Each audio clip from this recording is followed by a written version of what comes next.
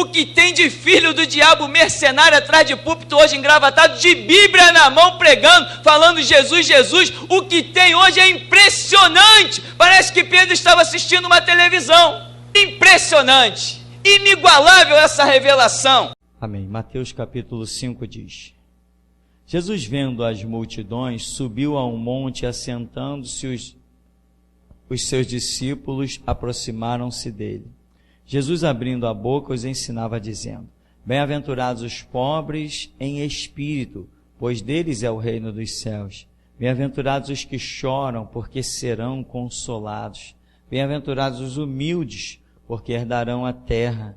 Bem-aventurados os que têm fome e sede de justiça, porque serão fartos. Bem-aventurados os misericordiosos, porque alcançarão misericórdia. Bem-aventurados os limpos de coração, porque verão a Deus. Bem-aventurados os pacificadores, porque serão chamados filhos de Deus. Bem-aventurados os que sofrem perseguição por causa da justiça, porque deles é o reino dos céus. Bem-aventurados sois vós quando vos insultarem e perseguirem, e mentindo disserem todo o mal contra vós por minha causa. Exultai e alegrai-vos sobremaneira, pois é esplêndida a vossa recompensa nos céus, porque assim perseguiram os profetas que viveram antes de vós. Amém, irmão? Poder sentar.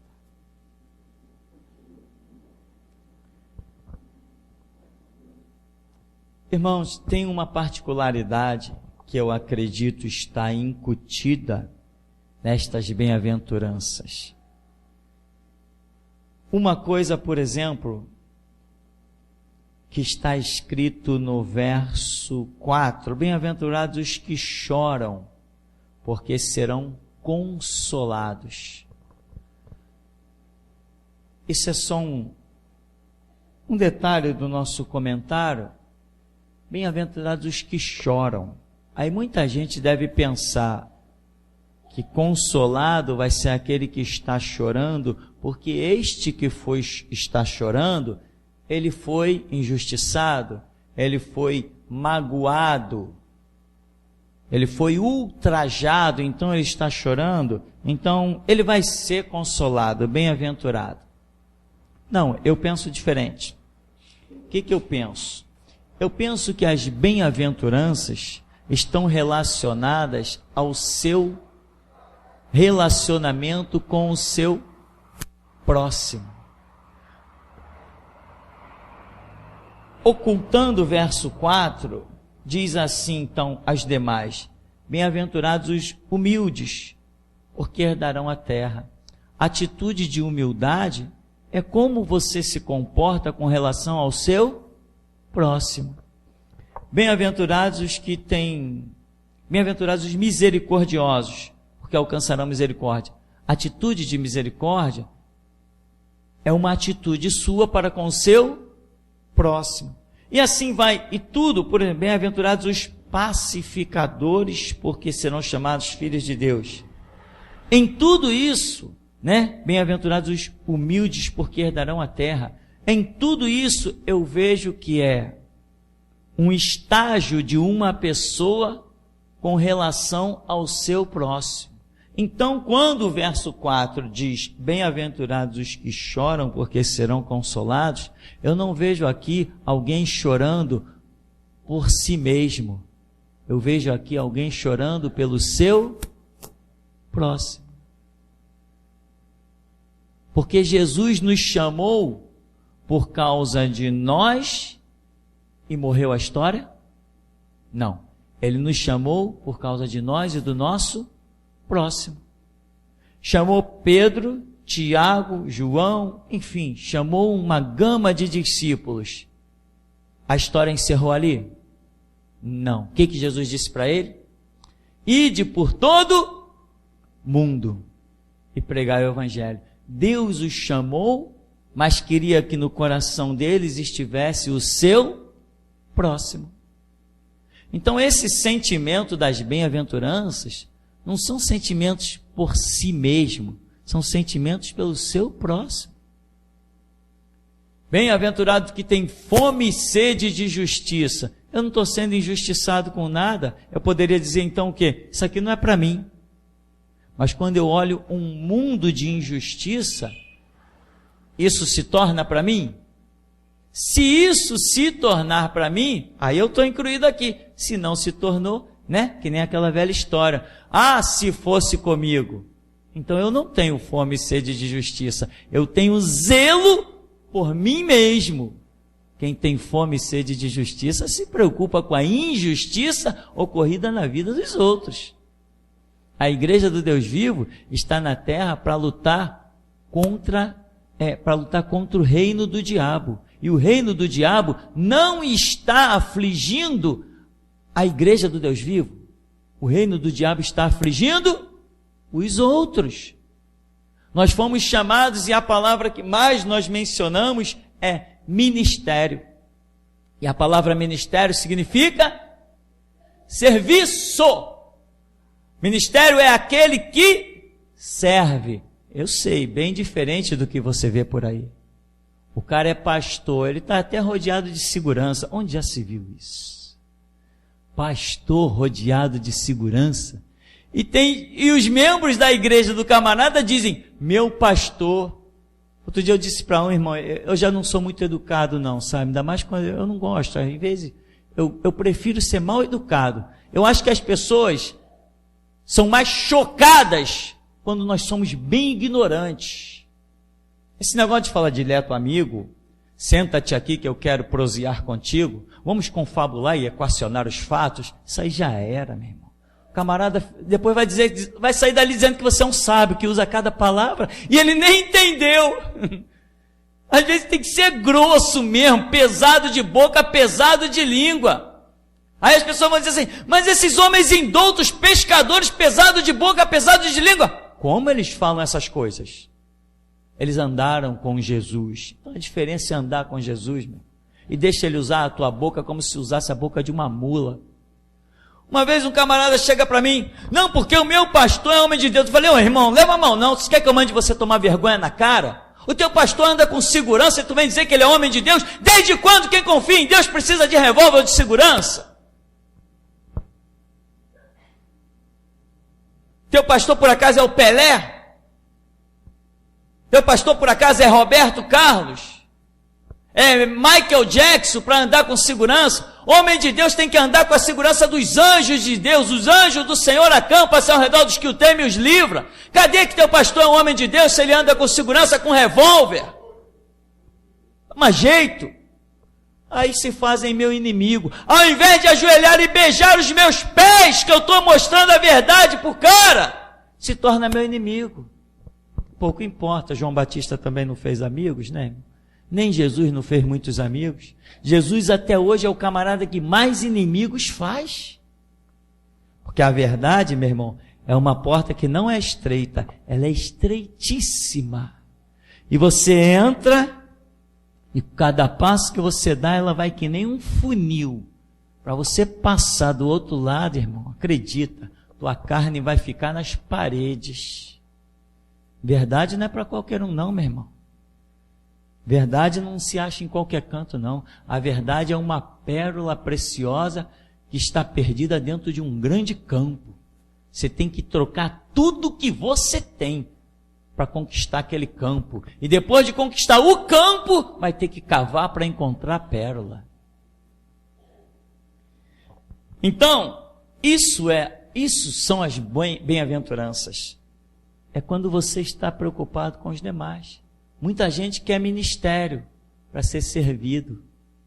Muita gente, né? Quanto garoto eu encontrei dentro das igrejas, quase 30 anos de evangelho, quanto garoto. Não, eu ainda vou usar um daquele ali, ó. Vai usar o quê, irmão? Um daquele terno ali. Porque todo mundo que se sentava no ministério, né? Aqueles palanques que eles botam um monte de gente assim atrás, né? Aqueles palcos, aquela palhaçada. Alguns são consagrados pelos homens e outros são políticos, servos de Satanás, dividindo o púlpito com eles, e eles se consideram homem de Deus. Eu ainda vou usar um daquele ali, um daquele terno, porque só podia usar terno uma igreja aí, Só podia usar terno dentro da igreja quem fosse do ministério. Aí esses eram os que davam ordens, que eram servidos. Meu irmão, quem tem ministério, a sua maior preocupação não é ser servido, é servir. Jesus diz assim: eu não vim ao mundo para ser servido, eu vim para servir. Pegou uma toalha lá, enrolou na cintura, se abaixou, lavou os pés dos discípulos e disse: se eu sou o Senhor e faço isso, imaginem vocês o que não tem que fazer. Mas o camarada quer ser pastor para ser servido. Ele quer ser pastor para dar ordem. Meu irmão, pastor, Jesus só chama como pastor quem está disposto a mostrar os calos das suas mãos. Quem está disposto a suar a camisa, comer poeira. É esses que são chamados, os que demonstram serviço em todos os níveis da sua estrutura física, psíquica, emocional. Esses é que são chamados. Evangelho não é para qualquer um não, meu irmão. Se o evangelho fosse para qualquer um, a seara nunca seria tão grande, os obreiros nunca seriam tão poucos. Se o evangelho fosse para qualquer um, eu hoje no Rio de Janeiro eu poderia te apontar pelo menos uma igreja, excluindo nós. Me diz que eu posso te apontar. Me diz que eu posso te apontar como lugar do Deus vivo, uma Assembleia de Deus. Prefiro a morte a fazer essa declaração. Que caia aqui agora fogo do céu e me consuma se eu fizer essa declaração. O meu Deus não é Deus de político. O meu Deus não é Deus de maçom. Eu posso te apresentar uma igreja batista como sendo um lugar de Deus? Posso? Você indicaria o teu filho para ficar lá dentro? Então não posso. Então, veja que a coisa mais difícil é realmente Deus levantar obreiro. A coisa mais difícil é se formar uma igreja. Eu ainda tenho um sonho, meu irmão. Eu tenho um sonho de ver pastores saírem desse ministério. Essa semana mesmo eu conversava com a minha esposa. Poxa, quantos projetos eu já tive frustrado, né? De Deus apontar pessoas que ia levantar pessoas e essas pessoas deram o primeiro passo e brufit, caíram. Nós até mencionamos o nome de um irmão aqui da igreja. Eu tenho esperança naquele irmão, eu dizia. E ela, parece que sim. Vamos aguardar. Amém, meu irmão? Queria eu que Jesus passasse um vento aqui, ó. Quando eu olhasse, eu estivesse assim praticamente sozinho. Porque Deus levou um para o norte, outro para o sul, outro para o leste, outro para o oeste. Mas por onde você passar, quando alguém olhar por onde você passou, tem que ver um rastro de fogo. Se não, meu irmão, fica sentado aí mesmo, fazer o quê? Agora, esse é o ardente desejo do meu coração. Você não está aqui para me servir, você não está aqui para trazer o seu dízimo e eu ficar desfilando por aí. Aliás, se eu quisesse o seu dízimo, eu pregaria qualquer coisa, menos o que prego. Porque às vezes dá a impressão que o chicote é tão violento que eu digo, no próximo culto não tem mais ninguém. E que diferença faz se não tiver? Para mim não faz a mínima diferença. Eu preciso todas as noites deitar no meu travesseiro, olhar para dentro da minha alma e dizer: Deus, hoje mais uma vez eu fiz a tua vontade. E o amanhã, que se exploda o amanhã, ainda que o sol não se levante, o meu Deus estará sempre de pé. Amém, meu irmão? Essa é a realidade, irmão. Agora, irmão, a palavra ministério significa serviço. E muita gente quer ministério para ser servido. Não, meu irmão. Quem é o maior entre nós? O que Jesus disse? Quem quiser ser o maior, que seja o que mais serve. Os valores por aí estão completamente invertidos, meu irmão.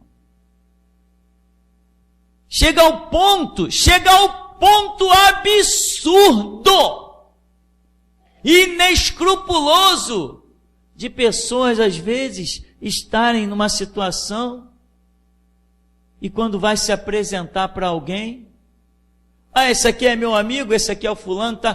Prazer, eu sou fulano de tal, eu sou pastor. Caramba, o que interessa que você é pastor? Tu é pastor num rótulo? Tu é pastor mesmo? Abre a boca que eu quero ver se o Espírito Santo fala pelos teus lábios. Se o Espírito Santo não fala pelos teus lábios, não vem com blá blá blá, diz que tu é pastor. Tu é igual a outro qualquer. Pastor é aquele que o Espírito Santo fala pelos lábios dele. Se não falou, não é nada. Servo do Deus vivo é aquele que dentro de si tem a essência do Deus vivo. A terceira pessoa da Trindade. Esse é servo do Deus vivo. Esse papo de sou é nada, meu irmão. Quem é não precisa falar, porque os céus dirão: este é meu filho amado em quem tenho prazer. Sou pastor.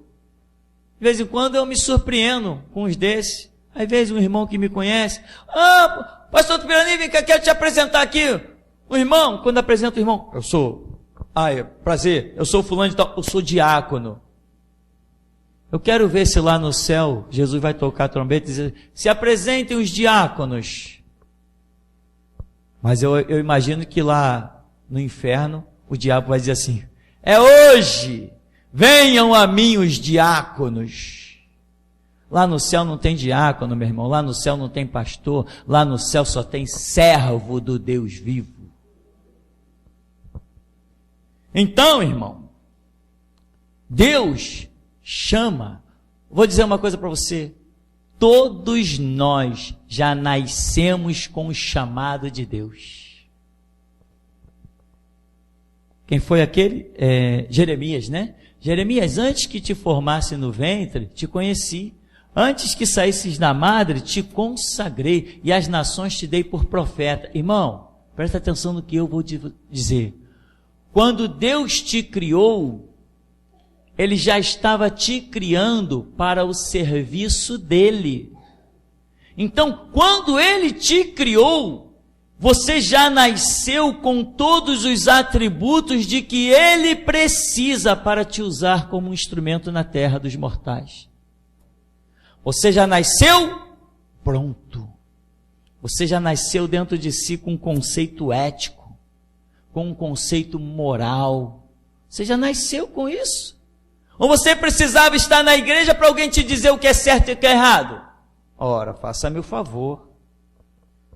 Você precisava entrar na igreja para ouvir: não matarás, não adulterarás, não dirás falso testemunho, não vai cometer injustiça contra o teu próximo, não vai espreitar o sangue inocente. Você precisava entrar na igreja para ouvir isso? Ora, faça-me o favor, ninguém precisa entrar na igreja para ouvir isso. De jeito nenhum. Você já nasceu com os atributos, Deus já te criou com os atributos necessários. Mas o que acontece? É como o canto. A Escritura nos revela que Deus criou o homem para louvor da sua glória. E o Senhor Jesus vem e diz para a samaritana, em João 4, que Deus procura os verdadeiros adoradores, que adoram o Pai em espírito e em verdade. É uma coisa fantástica, que ultrapassa certos limites.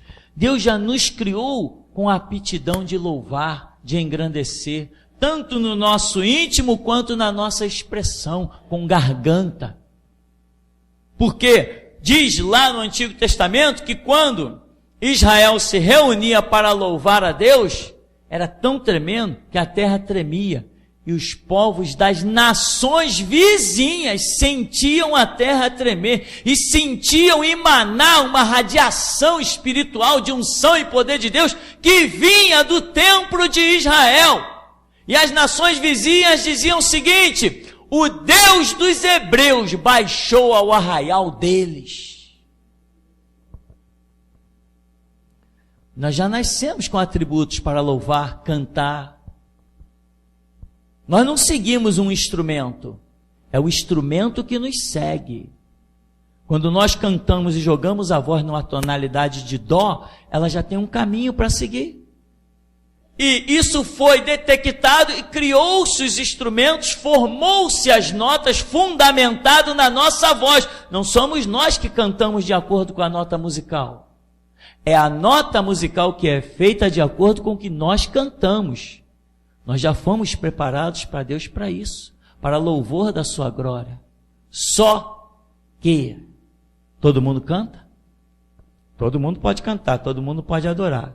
Mas tem umas vozes que não dá nem para ouvir. Já nascemos com esse atributo, mas se não nos empenharmos, se não treinarmos, esse atributo ele não aflora, ele não desperta. Irmão, você já nasceu com o atributo de ser um pastor. Você já nasceu com o atributo de curar enfermo, de expulsar demônio. Mas se você não se empenhar, não se exercitar, isso não aflora. Mas está aí dentro de você. O que você precisa para tudo aquilo que Deus quer na tua vida, você tem. Já nasceu, já está dentro de você. E Ele ainda veio e derramou sobre ti o óleo da unção, a graça do Espírito, as revelações. Mas o que Ele precisa de usar em você já está aí dentro de você. Mas é como um canto. Se você não se esforçar, se você não se empenhar, a sua garganta nunca vai corresponder às notas com perfeição. Mas você pode cantar, mas vai cantar defeituosamente. Como se costuma dizer, né?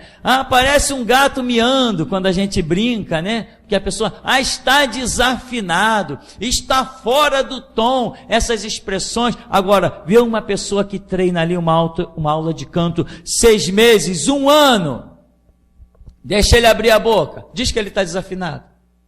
Diz que ele está fora do tom.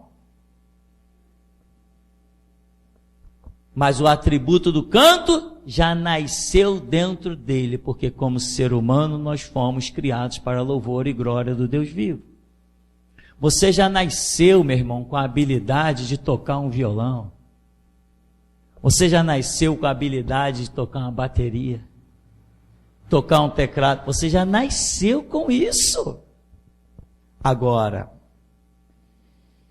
outros fatores vão incidir para que isto aflore. Mas acredite, Deus desde o seu nascimento já olhou você e te separou pelo que Ele já colocou, deixou ser gerado dentro de você desde o ventre. Isso tudo já está dentro de você. Você já foi separado para o serviço de Deus. E se Deus te chama a uma congregação, te chama a uma igreja, Ele está te chamando a um serviço, meu irmão. Acredita no que eu vou te dizer, vou repetir aqui nesse lugar, não sei quantos anos já falei isso. Deus não te chamou para somente entrar por essas portas, sentar no banco e ir para a tua casa. Se isso está acontecendo, meu irmão, e você vê o tempo passar e não vê essa rotina mudar, meu irmão, tu está fora do projeto de Deus. Alguma coisa você precisa reconhecer, retroceder. Alguma coisa você precisa recomeçar, porque definitivamente Deus não chama ninguém para ficar simplesmente sentadinho no banco da igreja. Sabe por quê? Porque a seara é tão grande, poucos são os obreiros. Por que Ele vai te chamar para ficar aí sentado? Ele tem contigo uma obra, só que é uma grande obra. Então tem que despertar, tem que se envolver. Deus chama a todos? Chama. Mas quem quer o chamado de Deus, se envolve. Eu hoje, meu irmão, eu nunca fiz curso de pedreiro. Nunca fiz curso de mistura de massa. Nunca fiz curso de montar coluna. Nunca fiz nada disso. Quis aprender. O que eu fiz? Eu fui para perto daqueles que sabiam. E eu comecei a observar. Como é que se passa um arame para prender um estribo? Como é que eu posso montar um estribo? Eu ficava olhando, como é que aquele cara faz aqueles estribos direitinho? Eles viram aquilo na Torquês? Eles viram aquilo? Como que eles fazem aquilo? Aí depois eu descobri, o camarada monta uma bancada, põe ali o espino, uma coisa muito simples, arranja um cano, vai virando ali, uma coisa boba. Mas as coisas podem ser por mais bobas que sejam, se você não aprende, você não sabe. Hoje, se tiver que montar colunas, se tiver que fazer muitas coisas em obra, eu faço, eu ajudo. Por quê? Porque um dia eu me envolvi, eu tive a vontade, eu tive o desejo. Tem gente que diz assim, pastor, eu queria tanto tocar um violão. Queria mesmo, irmão. Faz que nem eu. Primeiro dinheirinho que eu tive na minha mão, depois de anos que eu já estava na igreja. Um dia eu saí, fui demitido do Bradesco. Saí com aquela rescisão, uma graninha a mais na mão, passei em frente a uma loja de instrumentos musicais. Eu falei, puxa, agora eu posso realizar o meu sonho. de comprar um violão. Hoje você compra violão a preço de banana, meu irmão. Mas há 25 anos atrás não era assim, não. Há 25 anos atrás só existiam praticamente 2 lojas aqui no centro da cidade. Era a bandolim de ouro e a guitarra de prata. Vendia instrumentos caríssimos. Quantas vezes eu fui lá para ver aula, eu falei, fora da realidade, só rico poderia estudar naquele lugar. Imagina uma pessoa pobre pagar R$500 por mês numa aula de violão. Impossível para mim. Quando eu saí com a rescisão do Bradesco na mão, eu passei em frente, eu falei, entrei na loja, não entendia nada. Eu cheguei para o camarada, eu falei assim, eu quero um violão. Sabia que tinha dinheiro suficiente para comprar. E ele falou assim, mas que tipo de violão você quer? Eu falei, não sei. Qual modelo que você quer? Eu falei, não sei. Qual a marca que você quer? Eu não sei. Eu quero um violão. Não entendia nada. Sabia que eu tinha que ter um violão. Ele falou assim, eu tenho um aqui, eu vou te mostrar. Quando ele mostrou um violão bonito, eu falei, eu quero esse aí. Era um violão, meu irmão, ruim. Bem ruim. Que se fosse hoje, eu jamais teria comprado aquele violão.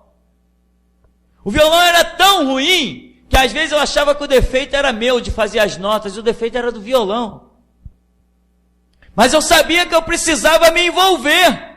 Eu sabia que eu precisava ter um violão. Eu fui lá e comprei aquele violão. E caminhei, e mandei ver. Me arrastei, porque não podia ter professor. Alguns prometiam aula dentro da igreja, quando ia lá, dava aula um dia, no outro dia já tinha desistido, acabou a aula. Às vezes dentro da igreja perguntava alguém sobre uma nota, o camarada dizia, isso é difícil, porque eles tinham medo de alguém mais aprender a tocar e tomar o lugar deles na igreja. Por quê? Porque eles não tinham ministério. Porque quem tem ministério sabe que nunca perde o seu lugar de serviço, porque a seara é grande.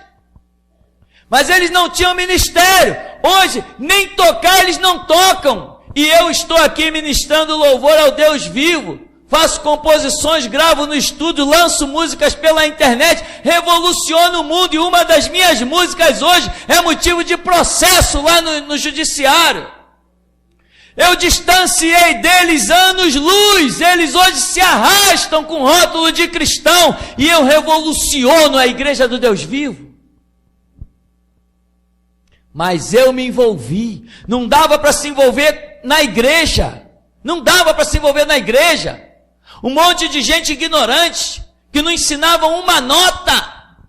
Eu comecei a invadir as lojinhas, procurar música cifrada, ia tentar caminhar, e ver como é que fazia uma batida. Não existia internet. Se existia, era lá para o lado dos Estados Unidos. Mas eu queria, quem quer, se envolve. Quem quer, se envolve. Sabe, meu irmão? E Deus vê a tua vontade e Ele abre os céus. Deus vê a tua vontade, Ele ordena os anjos. Deus vê a tua vontade, Ele abençoa o teu caminho. Deus vê a tua vontade, Ele te abre o entendimento. Ele te ilumina os olhos. Deus vê a tua vontade. Ele faz o sobrenatural acontecer quando Ele vê que você quer se envolver. E quer se envolver não para se engrandecer, mas para edificar a outros. Há poucos meses atrás, eu rodei tudo que foi caminho para tentar tirar a música Em Teu Olhar. Em Teu olhar encontro segurança, em Teu olhar. Irmão, eu comecei à tarde, ali umas 5 horas da tarde mais ou menos. Quando deu meia-noite, eu já tinha esgotado toda a pesquisa na internet, eu não consegui nada. Tudo que era nota que eu colocava não combinava, nenhuma sequência, nada dava jeito. E eu fui dormir, entre aspas, frustrado. E estava deitado de bruço. Quando deu mais ou menos umas 4 horas da manhã para 5, o dia já tinha um pouco de luz. Eu olhando na direção do travesseiro, de repente a minha visão ultrapassou o travesseiro. Eu comecei a enxergar além do travesseiro. E eu vi um braço de violão. E eu via que uma mão, era a minha mão mesmo, transcorria o braço do violão e ela ia caminhando, e ela parou. Quando ela parou, eu falei, é a nota tal. Levantei, passei o resto da madrugada tocando violão em teu olhar. Aquilo foi um arrebatamento. Se esforça, que o resto é com Deus. Hoje, quando eu toco essa música aqui em teu olhar, irmão, eu não sei o que você sente, eu sei o que eu sinto. Eu sinto Deus perto. Te empenha, irmão, a seara é grande, poucos são os obreiros. Uma vez fui numa igreja em Campo Grande pregar, tinha tudo lá, irmão. Guitarra, violão, bateria, contrabaixo, tinha até instrumentos de sopro, teclado. Tinha tudo. E o pastor foi começar o culto. Quando ele começou o culto, começaram a cantar a capela. Eu falei para ele, cadê o pessoal do instrumento? Ele falou, não, instrumento tem, mas não tem ninguém para tocar. Ele falou, só no dia tal aparece um irmão aí que toca alguma coisa, o resto desses instrumentos aí ninguém toca nada. Eu falei, Jesus. Sabe por que ninguém tocava nada? Porque ninguém nunca tinha se interessado. Porque os céus só se abrem para quem se esforça. Josué, meu servo Moisés, é morto. Dispõe-te, levanta, esforça-te, que tu farás este povo herdar a terra que eu jurei a seus pais que lhes daria. Mas tão somente esforça-te, tem bom ânimo, não pasmes, nem te espantes, porque o Senhor teu Deus é contigo por onde quer que tu andares. Não pasmes, não te espantes, não te atemorizes. Por quê? Porque o Senhor teu Deus é contigo. Ou seja, você vai ver coisas sobrenaturais. E não te atemorizes, não te espantes, porque o Senhor teu Deus é contigo. Você vai ver o Jordão secar. Deus não disse isso, mas era como se estivesse dizendo. Você vai ver os muros de Jericó cair. Deus não disse, mas era como se estivesse dizendo. Você vai ver pedras caírem do céu e soterrar os teus inimigos. Você vai levantar a voz e eu vou operar algo tremendo. Eu vou parar o planeta pela oração de um servo. Sol detente em Gibeon, tu lua no vale de Ajalon. Deus falou, é assim que vai ser. Isso não estava escrito no chamado dele, na memória dele, mas estava escrito nos projetos de Deus. Quando eu olho para o povo dessa igreja, meu irmão, eu vejo a esperança do reino dos céus. É aqui que eu vejo os revolucionários, aqueles que vão incendiar o mundo, aqueles que vão praticar a justiça, aqueles que vão fechar a boca do leão, esfriar a força do fogo, aqueles que da fraqueza vão tirar força. É aqui que eu vejo, e quando eu olho para fora disso aqui, eu não vejo mais nada. Eu nunca verei um assembleano incendiando o mundo, nem um batista. Eles não foram chamados para isso, foram vocês que foram chamados para isso. Os batistas foram chamados para pregar paz e amor, criar um evangelho social. Os assembleanos foram chamados para fazer pacto com o político. Os que têm pactos na maçonaria e nas bruxarias e nos antros de Satanás dessa terra, nós não. Nós fomos chamados para uma aliança única e exclusiva no sangue de Jesus Cristo. Não temos aliança com mais ninguém. O único direito que eu dou a político nesse ministério é de entrar e sentar no banco. Então, meu irmão, a seara é grande. Você foi chamado para um serviço. A seara é grande. O que significa essa seara é grande e os obreiros são poucos? Significa que tem vaga. Tem vaga. Ou seja, o que significa também? Não precisa se preocupar em apagar a estrela de ninguém. Para tua estrela brilhar, não precisa que a de outro se apague. Tu não veio aqui para tomar o lugar de ninguém. Tu veio aqui porque Deus, quando te criou, já criou o teu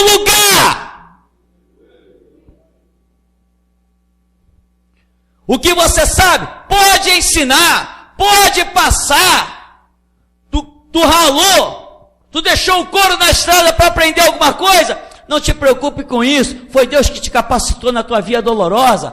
Passa conhecimento, é repartindo que as coisas se multiplicam na tua vida. É dando que se recebe, mais bem-aventurada coisa é dado que receber. Viva, meu irmão, viva um evangelho pleno, se entrega, chega lá, faz que nem Davi, Deus, vê se há em mim algum caminho mau e guia-me pelo caminho eterno. Irmão, eu estou estudando uma maneira de me sacrificar um pouco mais. Eu tenho tentado orientar pessoas nesse ministério na música, eu tenho tentado orientar no canto, mas o que acontece? Eu acredito que Deus tenha me mostrado que sozinho ninguém vai a lugar nenhum. E eu tenho entendido que o que eu aprendi sozinho foi para poder ensinar vocês que não vão conseguir sozinho. Eu estou estudando um dia da semana aí. Não sei se num domingo para tarde, e hoje nós não temos mais trabalho, domingo à tarde, ou como vai ser, eu não sei, mas estou estudando isso, para que eu me desgaste um pouco mais em função de outros. Porque Deus já me mostrou que por mais que se ensine a uma certa distância, as pessoas não conseguem romperem.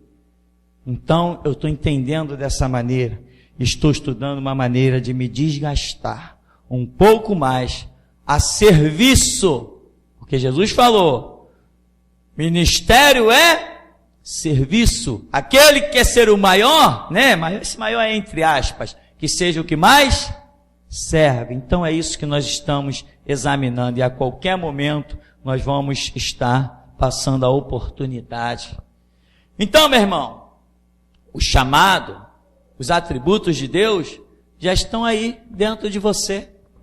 Agora, eles só vão transparecer quando você se interessar, né? Você sabe correr? Você consegue correr 1 quilômetro? Talvez tenha alguns aqui, pastor, eu corro 1 quilômetro tranquilo. Sim, tem alguns que dizem aqui, pastor, eu corro 1 metro. 1 metro já põe a língua para fora. Mas mesmo você que corre 1 metro e põe a língua para fora, você sabe muito bem que se você começar a treinar, que dentro de 3 meses você está correndo muito mais que 1 quilômetro. Tá ou não tá? Se tá. Quando eu era jovem, eu jogava futebol de 7 da manhã a 1 da tarde. E as pessoas dizem, como é que vocês conseguem? Não era só eu não. Como é que vocês conseguem jogar futebol durante tantas horas? Diziam até que nós éramos fanáticos pelo futebol, pois nós jogávamos de 7 a 1 da tarde, e se ainda tivesse mais gente para jogar, a gente continuaria jogando. Hoje, eu posso jogar de 7 a 7h05, e já estou cansado. Mas eu sei que se eu voltar a caminhar, a treinar, a me alongar, eu volto a jogar futebol de novo, 4, 5, 6 horas, se eu quiser. Ou seja, o que eu estou querendo dizer para você, meu irmão? Existem atributos espirituais que já estão dentro de você. Você só precisa se exercitar para que eles tomem forma. Tem que se interessar, tem que se envolver, tem que desejar. A minha luta, meu irmão, por aprender violão foi uma coisa tão ferrenha que era muito difícil. Uma vez um pastor disse, você quer mesmo aprender violão? Eu falei, poxa, eu quero, mas é muito difícil. Há anos que eu venho tentando evoluir, não consigo. Ele falou assim, então vai lá, eu moro na Princesa Isabel, número tal, vai lá que eu vou te dar umas aulas. Eu falei, sério? Ele falou, sério? Marcou comigo tudo direitinho, horário. Todas as vezes que eu cheguei lá, ele nunca estava. Nunca tive aula com ele. É difícil caminhar. Mas o que aconteceu? A vontade não saiu de dentro de mim. E um dia eu ouvi o testemunho daquele homem que trouxe a música ao único que é digno de receber a honra, a glória, o poder. E ele dizia que quando ele ouviu a canção naquela situação que já contamos, que ele já retornou com as notas musicais que ele ia aplicar no violão.